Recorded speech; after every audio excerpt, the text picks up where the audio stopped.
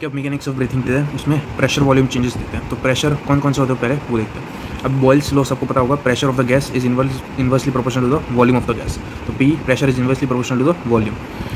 तो लंग्स में जो नॉर्मल वॉल्यूम होता है वो होता है 500 ml जिस टाइडल वॉल्यूम, और 3 लंग प्रेशर होते हैं, intra pleural pressure, alveolar pressure and transpulmonary pressure. कि intra pleural pressure, alveolar pressure and transpulmonary pressure. तो एक एक करके प्रेशर्स देखते हैं। पहला है इंट्रा प्लूरल प्रेशर IPP। अब जो एट रेस्ट IPP जो होता है इट इज़ नेगेटिव, उसकी वैल्यू जो होती है वो होती है -2.5 mmHg। ठीक है, IPP की at rest it is negative, value है -2.5 mmHg। IPP is positive only during forceful expiration. तो ये याद रखना, IPP is positive only during forceful expiration. अब ये IPP नेगेटिव क्यों होता है? तो ये हमारी प्लूरा है, ये लंग है और ये चेस्ट वॉल है। अब normal tendency of lung is to collapse, normal tendency of lung is to collapse, normal tendency of the chest wall is to expand. तो दो अपोजिंग फोर्स हुए, उन दोनों के बीच में यहाँ पे प्लूरा होता है, तो यहाँ पे एक वैक्यूम क्रिएट हो जाता है या नेगेटिव प्रेशर क्रिएट हो जाता है, इसलिए एट रेस्ट IPP जो होता है वो नेगेटिव होता है। अब इंट्रा प्लूरल प्रेशर चेंजेस देखते हैं। तो एट रेस्ट वो -2.5 mmHg है। अब ड्यूरिंग इंस्पिरेशन क्या होगा, वॉल्यूम इंक्रीज होगा तो फिर प्रेशर जो है वो कम होगा, तो IPP कम होगा। तो ड्यूरिंग इंस्पिरेशन IPP वो कम होगा और नेगेटिव होगा, तो -2.5 से -6 हो जाएगा। तो ये इंस्पिरेशन में। अब एक्सपिरेशन में क्या होगा, वॉल्यूम जो है वो कम होगा तो प्रेशर जो है वो इंक्रीज़ होगा, तो IPP इंक्रीज़ होगा। तो ये ड्यूरिंग एक्सपिरेशन वॉल्यूम कम होता जाता है और प्रेशर इंक्रीज होता जाता है, और at the end of expiration वापस -2.5 पे आ जाता है। तो ये था इंट्रा प्लूरल प्रेशर IPP। इसके बाद एल्वियोलर प्रेशर। अब एल्वियोलर प्रेशर मतलब एल्वियोलाई में प्रेशर कितना होता है, तो at rest alveolar pressure is 0, जहाँ पे कोई भी एयर एंटर नहीं कर रही या फिर कोई भी एयर लीव नहीं कर रही एल्वियोलाई को। तो at rest alveolar pressure is 0। अब during inspiration again volume increase होगा तो एल्वियोलर प्रेशर डिक्रीज होगा, तो ड्यूरिंग इंस्पिरेशन एल्वियोलर प्रेशर वो डिक्रीज होकर आ जाएगा वो -1 mmHg। तो फिर उसके बाद at the end of inspiration, कि यहाँ पे भी कोई भी एयर एंटर नहीं कर रही और जा नहीं रही, तो at the end of inspiration again alveolar pressure वो 0 हो जाएगा, कि ये इंस्पिरेशन हो रहा है और ये इंस्पिरेशन ख़त्म हो गया। तो at the end of inspiration ये वापस एल्वियोलर प्रेशर वो हो जाता है 0। फिर यहाँ से एक्सपिरेशन स्टार्ट हुआ, एक्सपिरेशन में वॉल्यूम डिक्रीज होगा तो एल्वियोलर प्रेशर वो इंक्रीज़ होगा। तो ड्यूरिंग एक्सपिरेशन हो रहा है वॉल्यूम कम हो रहा है एंड प्रेशर वो इंक्रीज़ हो रहा है, +1 तक चला गया कि ड्यूरिंग एक्सपिरेशन प्रेशर जो होता है एल्वियोलर प्रेशर वो +1 mmHg। फिर जैसे ही एक्सपिरेशन खत्म होगा ये वापस 0 पे आ जाएगा। तो ये एल्वियोलर प्रेशर चेंजेस, इस तरीके का ग्राफ होगा एल्वियोलर प्रेशर। उसके बाद लास्ट है transpulmonary pressure. Transpulmonary pressure is equal to alveolar pressure minus intra pleural pressure, के alveolar pressure minus intra pleural pressure, तो वही है ट्रांसपल्मोनरी प्रेशर। तो एल्वियोलर प्रेशर एट रेस्ट वो 0 था एंड इंट्रा प्लूरल प्रेशर वो था -2.5, तो 0 - -2.5 हुआ +2.5। तो transpulmonary pressure at rest it is +2.5 mmHg। Transpulmonary pressure at rest is +2.5 mmHg। अब ये पॉजिटिव है। अब इतना याद रखना है, जो नेगेटिव प्रेशर होता है उसका काम क्या होता है, चीज़ों को कोलैप्स करना, और जो पॉजिटिव प्रेशर होता है उसका काम होता है चीज़ों को एक्सपांडेड रखना। तो जो नेगेटिव प्रेशर होगा, सपोज ये कोई क्लोज कैविटी उसमें नेगेटिव प्रेशर है तो वो क्या करेगा, चीज़ों को कोलैप्स कर देगा, और अगर पॉजिटिव प्रेशर है तो वो ये चीज़ों को एक्सपैंड करके रखेगा। तो ये बेसिक फिजिक्स होती है। तो ट्रांसपल्मोनरी प्रेशर वो एक पॉजिटिव प्रेशर है, तो ये क्या करता है, एल्वियोलाई को डिस्टेंडेड रखता है, तो सो it is a distending pressure. तो ये याद रखें, transpulmonary pressure is positive and it is a distending pressure. कि ये graph of volume pressure changes, ये ग्राफ से पता चल रहा होगा ये कौन सा है, एल्वियोलर प्रेशर। कि एल्वियोलर प्रेशर ये है हमारा intra pleural pressure, at rest -2.5 होता है, फिर -6 और फिर वापस -2.5, और ये है volume of the breath. During inspiration volume increase होता है और ड्यूरिंग एक्सपिरेशन वॉल्यूम कम होता है। तो ये यहाँ पे लिखा है, during inspiration volume increase, IPP decreases further -6, alveolar pressure -1। During expiration volume decreases, IPP increases again to -2.5 and alveolar pressure +1 mmHg। तो ये प्रेशर वॉल्यूम चेंजेस। उसके बाद मसल्स इन्वॉल्व इन रेस्पिरेशन, तो inspiration and expiration. Inspiration is an active process, expiration is a passive process. तो inspiration active process है तो उसके लिए मसल्स चाहिए होंगे। तो diaphragm it is the most important muscle involve in inspiration, okay diaphragm. उसके बाद एक्सेसरी मसल्स है which are sternocleidomastoid, scaleni muscle and external intercostal. तो डायफ्राम मोस्ट इंपॉर्टेंट, फिर sternocleidomastoid, scaleni and external intercostal. Expiration जो है it is a passive process, जो normal expiration हमारा होता है इज द पैसिव प्रोसेस। तो इसमें नॉर्मली कोई भी मसल्स नहीं चाहिए होगा, muscles are required only during exercise या फिर फोर्सफुल एक्सपिरेशन। जब भी हमें फोर्सफुल एक्सपिरेशन करना होगा तभी मसल्स चाहिए होंगे। तो तब कौन से मसल यूज़ होंगे, तो वो है internal intercostal, rectus abdominis which is most important, and transverse abdominis. तो ये इंस्पिरेशन एंड एक्सपिरेशन के मसल हैं। ओके, उसके बाद हम देखेंगे लंग वॉल्यूम एंड कैपेसिटीज़। तो लंग वॉल्यूम्स जो होते हैं वो 2 टाइप के हो सकते हैं, static lung volume and dynamic lung volume. Static lung volume जो होता है उसमें कोई भी टाइम का इंपॉर्टेंस नहीं होता। डायनामिक लंग वॉल्यूम में दे आर टाइम डिपेंडेंट, इसमें टाइम इंक्लूड होता है। स्टैटिक लंग वॉल्यूम से एग्जांपल है tidal volume, value is 500 ml, और static lung volume they are not useful for diagnosis. Dynamic lung volume they are time dependent, example is FEV1, force expiratory volume in first second, FEV1, and they are useful for diagnosis of respiratory disorders. तो ये static lung volume है। Dynamic lung volume ये major हम किससे करते हैं, bye spirometry. Spirometry से हमें lung volume and lung capacities दोनों के बारे में पता चलेगा। अब सबसे पहले static lung volume and capacities देखते हैं। तो लंग वॉल्यूम्स वो 4 लंग वॉल्यूम होता है। पहला होता है tidal volume. Tidal volume is volume of air moving in and out of the lungs during normal respiration. तो नॉर्मल इंस्पिरेशन करेंगे या फिर नॉर्मल एक्सपिरेशन करेंगे तो उसे कहते हैं हम टाइडल वॉल्यूम। उसकी value is 500 ml। Tidal volume हो गया। उसके बाद है इंस्पिरेटरी रिजर्व वॉल्यूम। एक बार नॉर्मल इंस्पिरेशन लेने के बाद मैक्सिमम इंस्पिरेशन हम कितना ले सकते हैं उसे कहते हैं inspiratory reserve volume. Inspiratory reserve volume वो होता है 2 to 3 लीटर्स।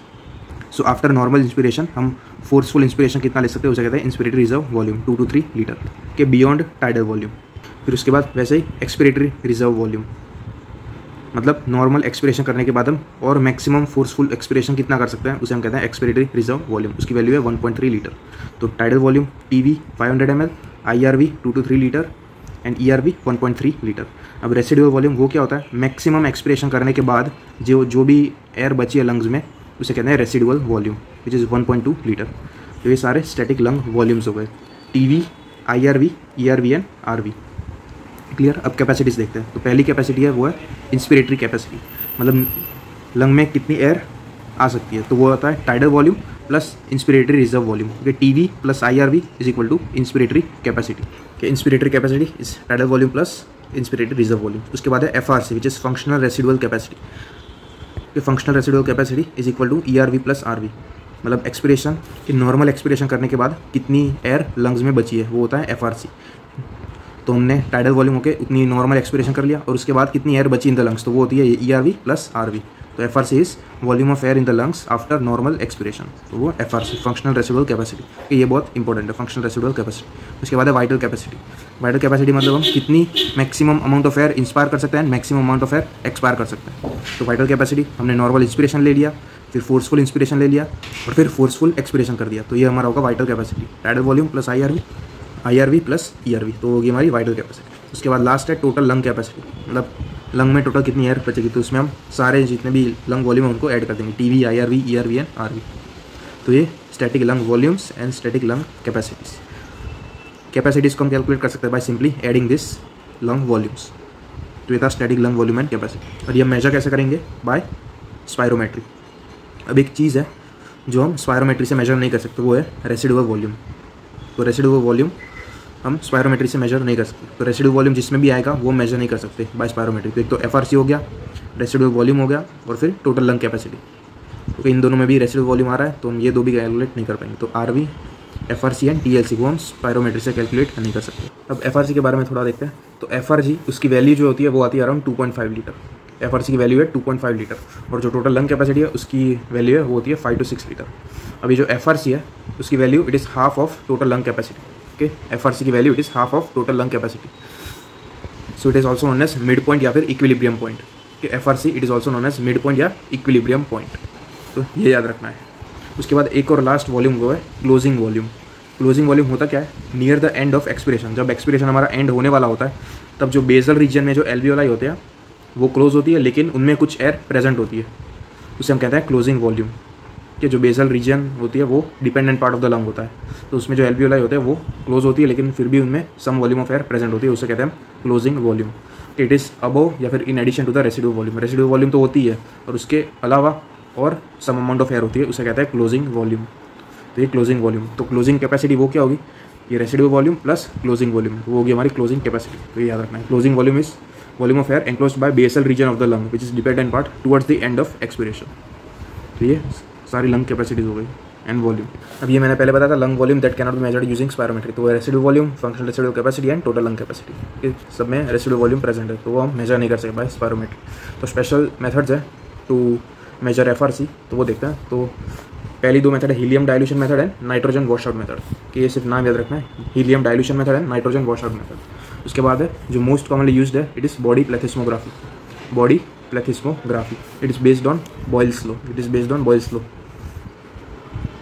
ये Boyle's law, it is the most commonly used method. इसमें करते क्या है, सब्जेक्ट को एक बॉक्स के अंदर बिठाते हैं, सब्जेक्ट को एक बॉक्स के अंदर बिठाते हैं और फिर उसे बोलते हैं breathe in and breathe out, कि breathe in and breathe out. और उसमें हम फिर क्या मेजर करते हैं, हम मेजर करते हैं volume changes at the level of lungs and pressure changes at the level of mouth, कि volume changes at the level of lungs, कि वॉल्यूम यहाँ पे LU आ रहा है, तो volume changes at the level of lung and pressure changes at the level of mouth. अब normally initially जो प्रेशर होगा at the level of mouth वो होगा एटमॉस्फेरिक प्रेशर, तो वो होगा एटमॉस्फेरिक प्रेशर। अगर क्वेश्चन में नहीं दिया हो तो सिंपली ले लेने का atmospheric pressure which is 760 mmHg। अब बॉयल्स लॉ के हिसाब से देखें तो जब ये सब्जेक्ट जो हमारा वो इंस्पायर करेगा तो वॉल्यूम ऑफ द लंग वो इंक्रीज होगी और volume of air in the box वो कम होगा, कि वॉल्यूम लंग्स में इंक्रीज होगा एंड बॉक्स में वॉल्यूम वो कम होगा।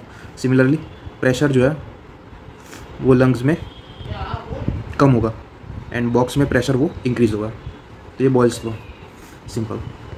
और ये जो फॉर्मूला है टू कैलकुलेट FRC वो ये है PMI into VIL equal to PML। ये फॉर्मूला सिंपली याद रखना, दोनों साइड PV है।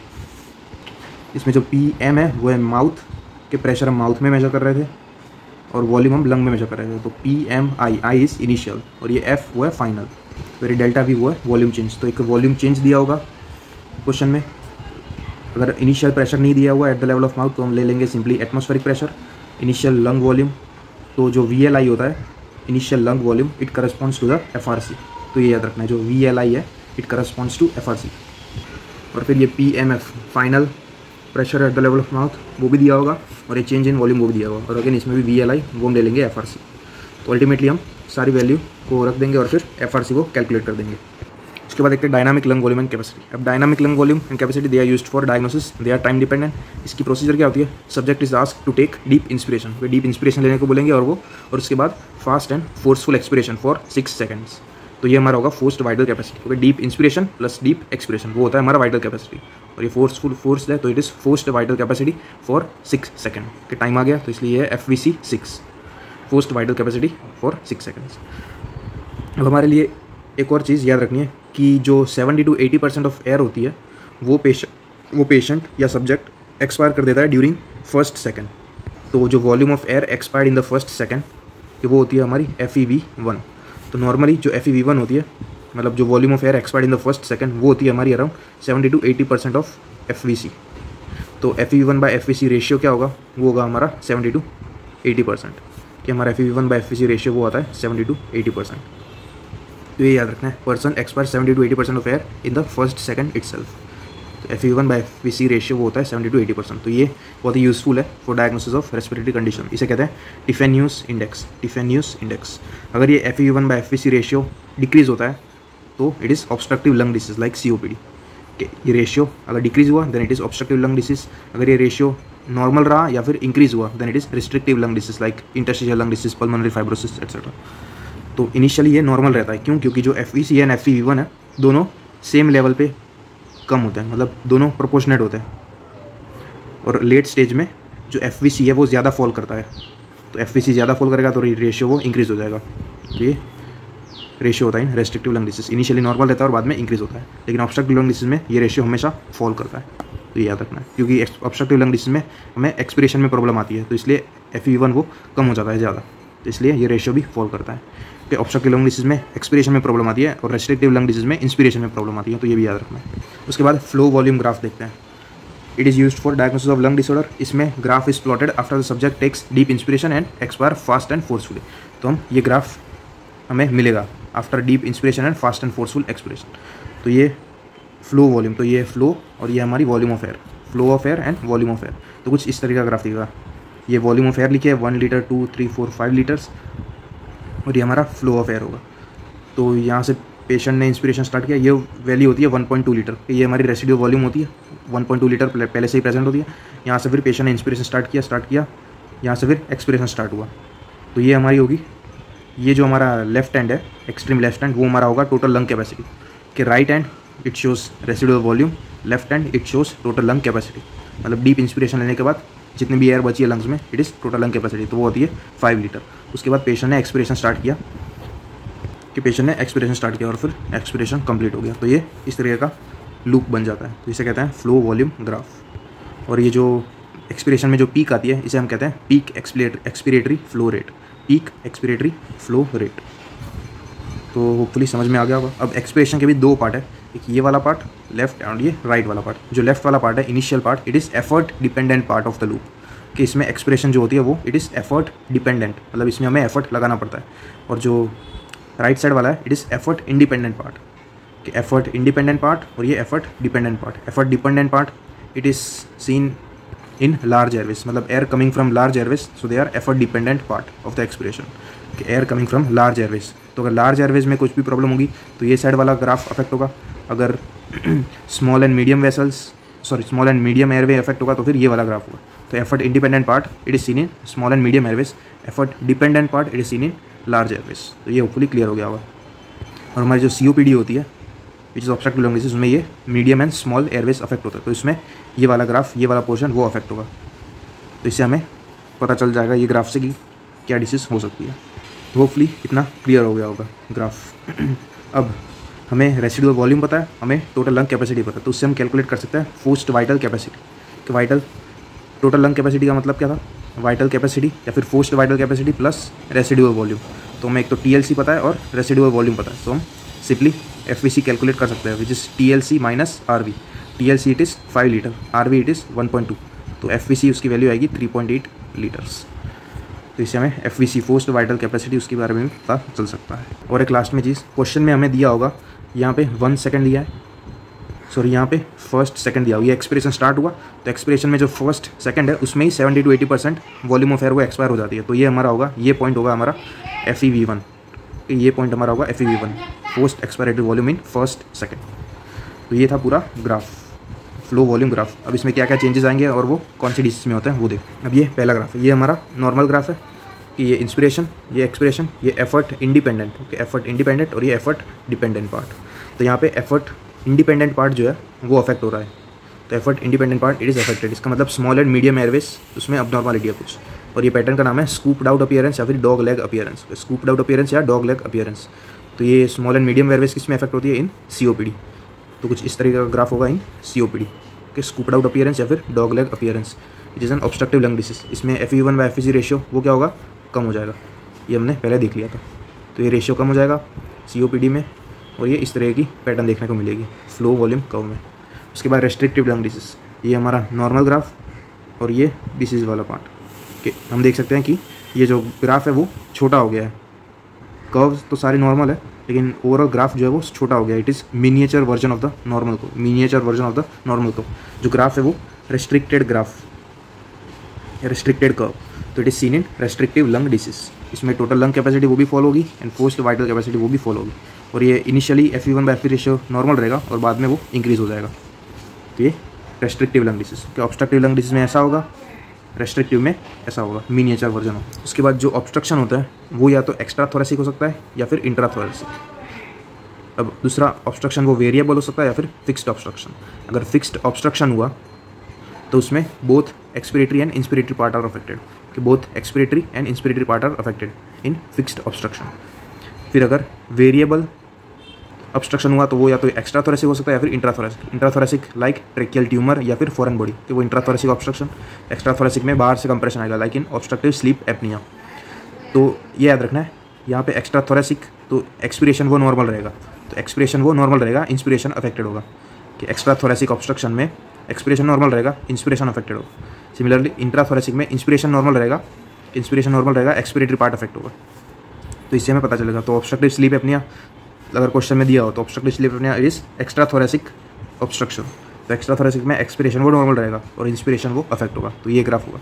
इसी तरह ट्रेकियल बॉडी या फिर फॉरेन बॉडी में, ट्रेकियल ट्यूमर या फॉरेन बॉडी ऑब्स्ट्रक्शन उसमें विच इज़ इंट्राथोरेसिक ऑब्स्ट्रक्शन, तो उसमें इंस्पिरेशन नॉर्मल रहेगी, एक्सपिरेशन अफेक्ट होगा। और फिक्स्ड ऑब्स्ट्रक्शन में दोनों चीज़ें अफेक्ट रहेगी।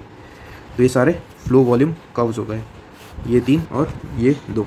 और कौन सी डिसीज में देखने को मिलता है वो हमें देख लिया। कि अब हम देखेंगे alveolar ventilation and pulmonary circulation. अब वेंटिलेशन मतलब एयर इन द लंग्स। तो normally 500 ml of air present होती है in the lungs which is tidal volume. कि वेंटिलेशन, और फिर परफ्यूजन क्या है, it is deoxygenated blood coming to the lung which is pulmonary circulation. तो लंग्स में एक एयर होती है और दूसरा ब्लड होता है। एयर जो होती है वो 500 ml होती है टाइडल वॉल्यूम, ब्लड जो होता है वो परफ्यूजन होता है, it is deoxygenated blood. Ventilation जो होती है it corresponds to tidal volume. हमने देखा अब कंपोजिशन ऑफ एनवायरमेंटल एयर क्या होती है, तो nitrogen, oxygen and carbon dioxide. Nitrogen is maximum 79%, फिर oxygen 21% and CO2 is nil. Total environmental या एटमॉस्फेरिक एयर प्रेशर वो कितना होता है, 760 mmHg। अब हम पार्शियल प्रेशर्स के बारे में देखते हैं। तो partial pressure is the pressure exerted by an individual gas among a group of gas. तो पार्शियल प्रेशर ऑफ ऑक्सीजन वो कितना होगा, 760 इंटू 21% था डिवाइड बाई 100 तो 160 mm। तो पार्शियल प्रेशर ऑफ ऑक्सीजन वो है 160 mmHg। अब फ्रैक्शनल कॉन्सेंट्रेशन FiO2 वो कितना होगा, 0.21 के 21% का सिंपली डिवाइड बाई 100 कर दिया, विच इज़ FiO2 इज 0.21। अब environmental air has PO2 160 mmHg। अब ये हमारी एनवायरमेंटल एयर होती है, वो ड्राई एयर होती है, और जब एयर हमारी लंग्स में पहुंचती है तब वो मॉइस्ट या फिर ह्यूमिडिफाइड एयर होती है। तो हमारा जो एयर भी होता है उसमें जो एपिथेलियल सेल्स होता है वो एयर को ह्यूमिडिफाई करता है, तो उसमें अलग से वाटर वेपर प्रेशर लगेगा PH2, तो वो होता है 47 mmHg।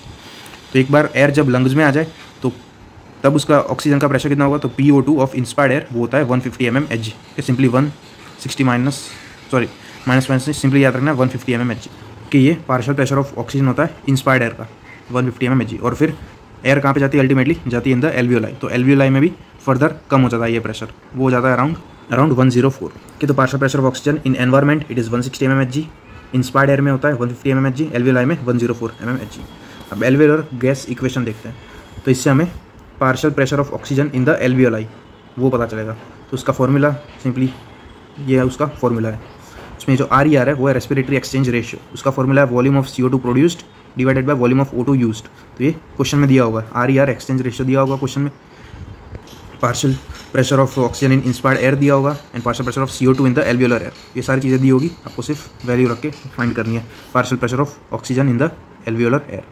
अब जो नॉर्मल RER होता है वो होता है 0.8 कि याद रखना है, नॉर्मल RER इट इज़ 0.8। अब ये P कैपिटल है O2 तो इसका मतलब partial pressure of oxygen in the alveoli. अब P स्मॉल है O2 तो है partial pressure of oxygen in the arterial blood, कि small a is for arterial blood, capital A is for alveoli. तो ग्रेडियंट जो होता है P alveolar minus arterial oxygen O2 gradient, कि ये जो ग्रेडियंट होता है उसका मतलब क्या होता है, it's difference in oxygen concentration between alveolar air and arterial blood. ये difference in oxygen concentration between alveolar air and arterial blood. तो सपोज PO2 हमारा 300 mm है, PO2 हमारा 160 mm है, तो उसका ये ग्रेडियंट कितना होगा, 300 - 160 140 mm। ये सिर्फ याद रख। अब ये अगेन वही जो हमने पहले देखा था, एनवायरमेंटल एयर में PO2 होता है 160 mmHg, इंस्पायर्ड एयर में होता है 150, एल्वियोलर एयर में होता है 104। अब एक्सपायर्ड एयर में PO2 कितना होगा, वो होगा 120 mmHg, 120 mmHg which corresponds to 16% O2। तो जब हम माउथ टू माउथ रेस्पिरेशन देते हैं किसी को तो उसमें हम 16% ऑक्सीजन प्रोवाइड कर रहे हैं, तो ये याद रखना है। उसके बाद है माइन्यूट वेंटिलेशन। अब हमारा वेंटिलेशन कितना था, वो था इक्वल टू टाइडल वॉल्यूम। अब 1 मिनट में तो कितना होगा, तो उसके लिए हमें रेस्पिरेटरी रेट मतलब 1 मिनट में हम कितनी बार रेस्पिरेशन करते हैं उससे मल्टीप्लाई करेंगे। तो tidal volume into respiratory rate वो होगा हमारा मिनट वेंटिलेशन। तो 500 इंटू 12 विच इज़ 6 लीटर पर मिनट। तो ये हमारा नॉर्मल मिनट वेंटिलेशन। अब हमारा टाइडल वॉल्यूम वो 500 ml होता है, ये हमने देखा। अब वो 500 को हम 2 पोर्शन में डिवाइड करते हैं, 150 ml एंड 350 ml। जो 150 ml होता है ऑफ ऑक्सीजन या एयर, it is useless ventilation. Ultimately air अंदर लंग्स में आ क्यों रही है, for gas exchange. Ultimately oxygen आ रहा है into the lungs for gas exchange, और O2 अंदर आए in the blood and CO2 बाहर जाए। अब जो 150 ml होती है, इट इज़ यूजलेस वेंटिलेशन या डेड स्पेस वेंटिलेशन। ये जो 150 ml ऑफ एयर होती है, it stage in the conducting airway. कि कंडक्टिंग एयरवे आपको पता होगा, जो वीबल्स जनरेशन था कि 150 ml वो होगा हमारा कंडक्टिंग एयरवे में ही रह जाएगा, और उसमें कोई भी गैसेस एक्सचेंज नहीं होता, इसलिए इसे कहता है यूजलेस वेंटिलेशन या फिर डेड स्पेस वेंटिलेशन। अब ये जो बाकी का 350 ml ऑफ एयर बची, वो और डीप जाएगी इनटू द एल्वियोलाई या फिर गैसियस एक्सचेंज जोन, जहाँ पे एल्वियोलाई में जाएगी फॉर गैस एक्सचेंज। तो ये हमारा यूजफुल वेंटिलेशन या फिर एल्वियोलर वेंटिलेशन। तो ये याद रखना है, ये होती है डेड स्पेस और ये होती है हमारा यूजफुल वेंटिलेशन या एल्वियोलर वेंटिलेशन। अब ये जो डेड स्पेस वेंटिलेशन है वो 3 टाइप का हो सकता है। पहला तो air in the conducting airways, जो हमने अभी देखा, air in the conducting airways जो फर्स्ट 16 जनरेशन होती है, they are known as anatomical dead space. तो एनाटॉमिकल डेड स्पेस उसमें होगी 150 ml ऑफ एयर। उसके बाद आती है एल्वियोलर डेड स्पेस। अब नॉर्मली एल्वियोलाई में तो गैस एक्सचेंज होना चाहिए था, सो it is never physiological, it is always pathological. Suppose कोई एल्वियोलाई में कोई पैथोलॉजी हुई तो उसकी वजह से गैस एक्सचेंज नहीं हो पाएगा, तो उसमें भी it will convert into alveolar dead space. तो दो हो गई, पहले तो anatomical dead space and alveolar dead space. In healthy individual alveolar dead space is 0। और लास्ट है हमारी physiological dead space. Physiological dead space is equal to anatomical dead space plus alveolar dead space. Okay, 1 और 2 का combination है, वो है physiological dead space या फिर टोटल डेड स्पेस। अब हेल्दी इंडिविजुअल में ये एल्वियोलर डेड स्पेस वो तो 0 होती है, तो हेल्दी इंडिविजुअल में जो फिजियोलॉजिकल डेड स्पेस है is equal to the anatomical dead space. तो याद रखना है, वो भी होगी 150 ml। तो होपफुली ये क्लियर हो गया होगा types of dead space. 3 type की होती है, anatomical, alveolar and physiological dead space. अब मेजरमेंट ऑफ डेड स्पेस, तो anatomical dead space is measured by single breath nitrogen method और फाउलर्स मेथड। कि याद रखना है सिर्फ नाम, सिंगल ब्रेथ नाइट्रोजन मेथड और फाउलर्स मेथड। फिर physiological dead space it is calculated using Bohr's equation. कि physiological dead space is calculated using Bohr's equation. उसका फॉर्मूला है, ये वी मतलब डेड स्पेस और ये वी टी वो है टाइडल वॉल्यूम। कि V D is the dead space और ये वी टी टाइडल वॉल्यूम। और अगेन ये सेम PaCO2 जो है CO2 प्रेशर इन एल्वियोलाई, ये CO2 pressure in expired air और ये CO2 pressure in again in alveoli. तो PaCO2 minus PeCO2 divided by PaCO2 into tidal volume, तो वो होगी हमारी फिजियोलॉजिकल डेड स्पेस। कि डेड स्पेस तो हमने यहाँ पे जो टाइडल वॉल्यूम था उसको यहाँ पे नीचे ले लिया, तो dead space is to tidal volume ratio is equal to ये वाला फॉर्मूला बनेगा। तो इसे ही हम कहते हैं बोर्स इक्वेशन। कि Bohr's equation is dead space divided by tidal volume is equal to PaCO2 minus PeCO2 divided by PaCO2। इससे हमें डेड स्पेस वो पता चल जाएगी।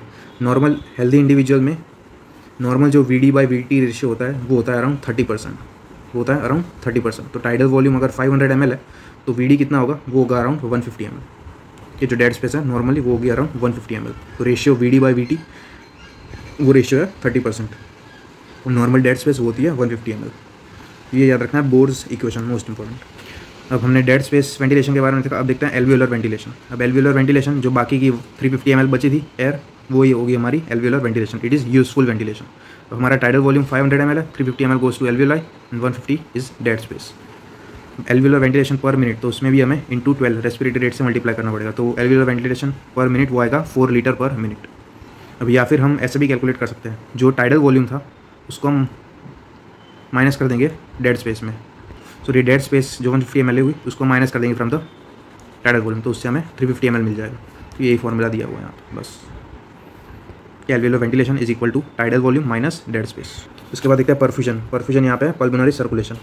उसकी वैल्यू होती है 5 लीटर। कि वेंटिलेशन टोटल कितना था, 6 लीटर। 1 मिनट में नॉर्मल मिनट वेंटिलेशन होता है 6 लीटर, पल्मोनरी सर्कुलेशन होता है 5 लीटर। पल्मोनरी सर्कुलेशन पर मिनट वो होगा 5 लीटर पर मिनट। यहाँ पे डीऑक्सीजनेटेड ब्लड होता है। तो पल्मोनरी आर्टरी होती है, it carries deoxygenated blood to the lungs. Pulmonary capillaries, यहाँ पे ऑक्सीजनेशन होता है। पल्मोनरी वेन्स, यहाँ पे oxygenated blood goes to the heart. कि वेन्स जो होती है दे कैरी ऑक्सीजनेटेड ब्लड यहाँ पे, and pulmonary artery they carry deoxygenated blood. तो पल्मोनरी सर्कुलेशन जो होता है वो हाईली डिस्टेंसिबल होता है, मतलब हाई कंप्लायंस होता है उसमें। मतलब जो पल्मोनरी सर्कुलेशन होता है उसकी जो वेसल्स होती है वो ज़्यादा एक्सपेंड कर सकती है, हाईली डिस्टेंसिबल होती है। लो प्रेशर होती है, लो रेजिस्टेंस होती है, मतलब ब्लड जो है वो ज़्यादा फ्लो कर सकता है। Highly distensible, high compliance, low pressure and low resistance. तो ये याद रखना है। अब जोन्स ऑफ लंग देखते हैं। तो लंग को हम 3 जोन में डिवाइड कर सकते हैं based on the changes in pulmonary circulation. तो सबसे ऊपर वाला एपेक्स जो है या जोन 1, अब यहाँ पे गैस या वेंटिलेशन वो ज़्यादा होता है। गैस होती है वो हमेशा ऊपर की तरफ ही जाएगी। तो ऊपर वाले जोन 1 में एल्वियोलर प्रेशर वो ज़्यादा होता है, फिर आर्टीरियल प्रेशर और फिर वीनस प्रेशर। तो यहाँ पे दिया है आर्टीरियल प्रेशर, एल्वियोलर प्रेशर, फिर आर्टीरियल प्रेशर और फिर वीनस प्रेशर। जोन 1 होता है at the apex of the lungs and there is no blood flow या फिर मिनिमल ब्लड फ्लो। कि यहाँ पे ब्लड फ्लो कम होता है। उसका उल्टा यहाँ पे ब्लड फ्लो सबसे ज़्यादा होता है और यहाँ पे गैसियस एक्सचेंज वो भी बहुत कम होती है। उसके बाद जोन 2 में आता है जो बीच में होता है मिड जोन, तो उसमें ब्लड सर्कुलेशन अच्छा हो जाता है। तो उसमें आर्टीरियल प्रेशर सबसे ज़्यादा होता है, फिर एल्वियोलर प्रेशर और फिर वीनस प्रेशर। कि आर्टीरियल जो है वो इससे आगे आ जाता है। तो arterial pressure, alveolar pressure and Venus pressure. इसमें पल्सेटाइल फ्लो ऑफ ब्लड होता है और इसे कहते हैं वाटरफॉल इफेक्ट, और ये मिडल जोन में होता है। कि याद रखना, pulsatile flow of the blood, waterfall effect and in the middle zone. उसके बाद लास्ट है जोन 3। यहाँ पे कंटिन्यूस फ्लो ऑफ ब्लड रहता है, तो it has maximum blood flow in the lower zone. Maximum blood flow होता है in the lower zone. So arterial pressure सबसे ज़्यादा होता है, Venus pressure and alveolar pressure.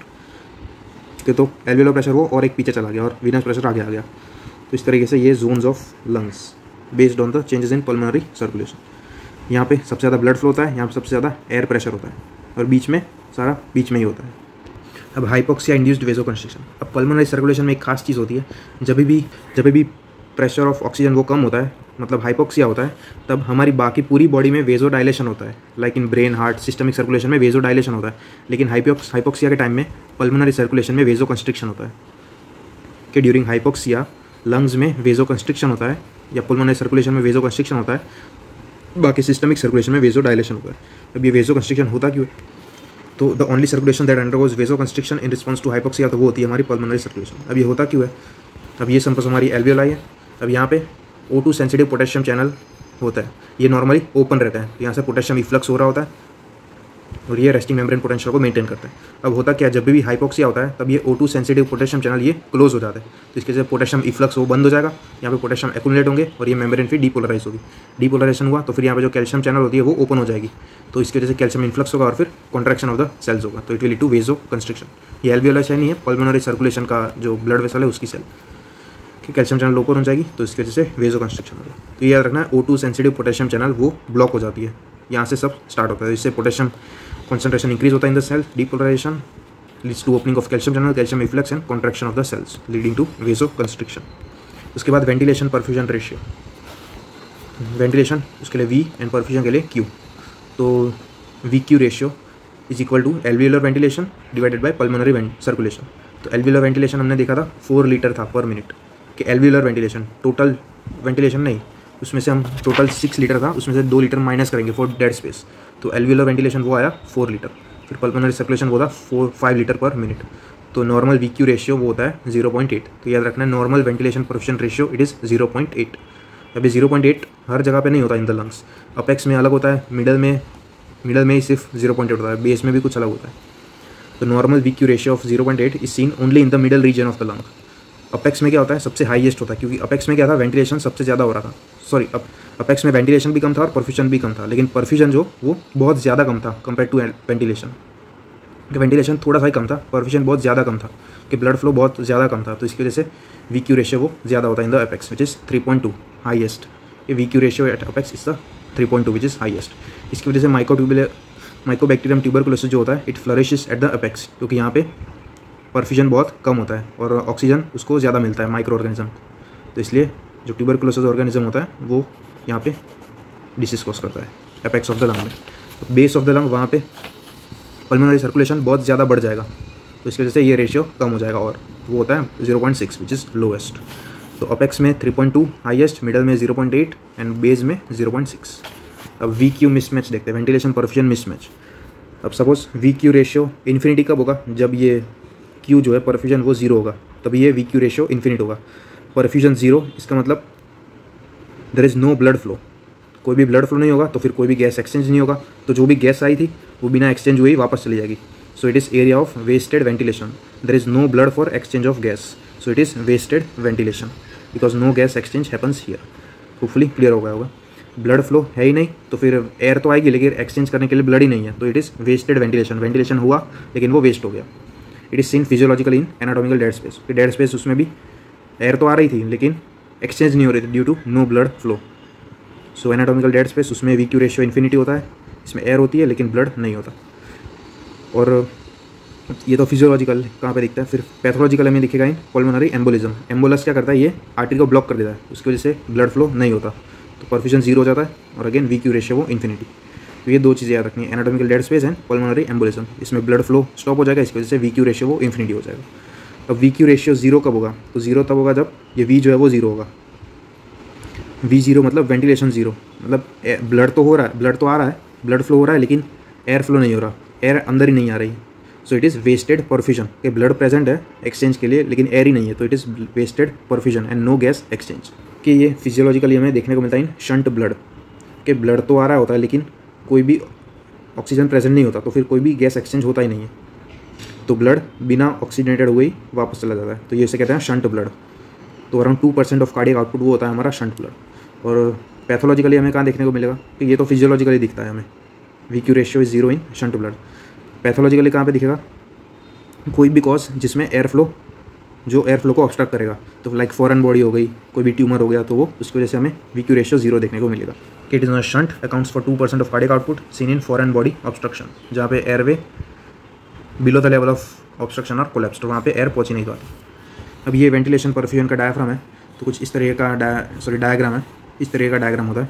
यहाँ पे VQ रेशियो वो 0 है, इसका मतलब 0 का होगा there is no air flow, और यहाँ पे VQ रेशियो वो इन्फिनिटी है, there is no blood flow, और ये बीच में वो है VQ रेशियो इज़ नॉर्मल। ये सिर्फ याद रखना है बस कि VQ मिसमैच। रिवीजन एक बार, VQ इन्फिनिटी कब होगा, परफ्यूजन 0 होगा तब, seen in anatomical dead space and pulmonary embolism. VQ 0 कब होगा, जब V 0 होगा, seen in shunt blood and foreign body obstruction. तो ये था वेंटिलेशन परफ्यूजन रेशियो।